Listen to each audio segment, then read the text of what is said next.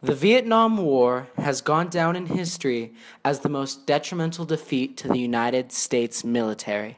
The Vietnam War received much opposition from both United States citizens and foreign powers.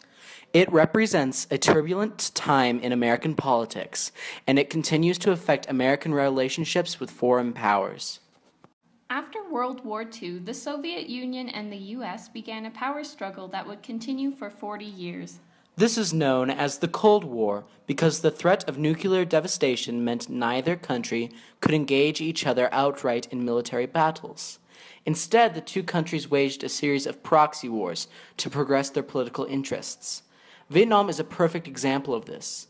The Vietnam War started in 1961 when North Vietnam came under communist control.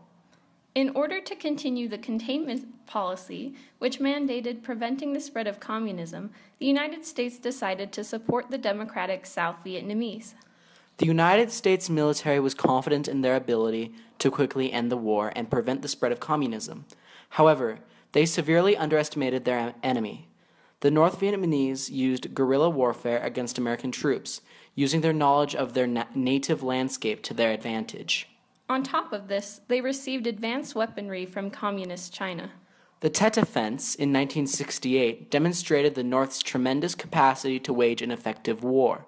This infamous attack was an expertly coordinated effort that targeted numerous American control centers and resulted in many civilian and American casualties. The Tet Offense helped convince the American public that the Vietnam War was not a casual or trivial war, but one that they may not be capable of winning. Even before the Tet Offense, anti-war mentalities were brewing in American troops and in the public. Critics of the war resented America's belief in the superiority of their government and society, and believed it was wrong that America tried to assert their system of government upon Vietnam. Opposition took many forms. Thousands of young men evaded the draft by fleeing to Canada. Soldiers began to voice the feelings that the war was useless and unnecessary. Many felt sickened at violent atrocities committed against South Vietnamese citizens from both sides of the war, and soldiers came back to contend with post-traumatic stress disorder. Drug use became increasingly common in Vietnam as soldiers tried to escape the grim reality of war. The Vietnam War is also infamous for the civil unrest it inspired in the American public.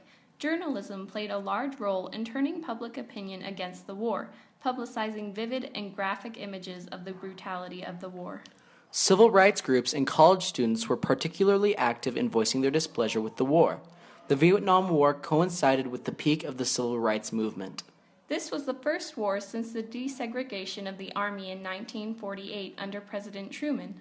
African Americans fought alongside fellow Americans, but continued to experience prejudice and racism within the Army.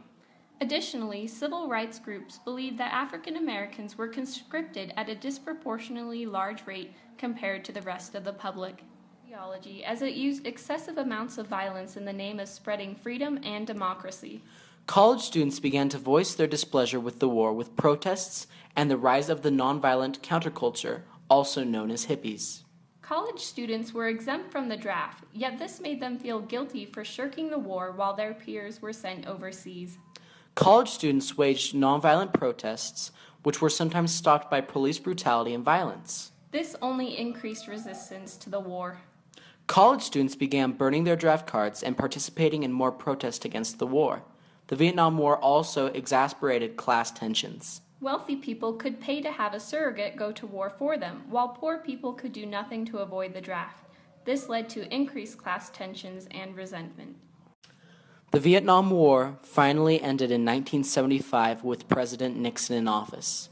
The war effectively damaged the reputation of every president in office for the war. Lyndon B. Johnson's Great Society, or War on Poverty, was ineffective at remediating poverty. He could not wage two wars at once, and the public was disheartened with both his efforts. President Nixon was further damaged by the Watergate scandal, but was resented for the war even before the scandal. The presidents during Vietnam were seen as dictatorial and cruel. This mistrust of the government helped aid the rise of new conservatism, which culminated in the election of Ronald Reagan after Nixon's impeachment. The Vietnam War continues to be an important event in American history, for its domestic and political implications. Good luck in APUSH!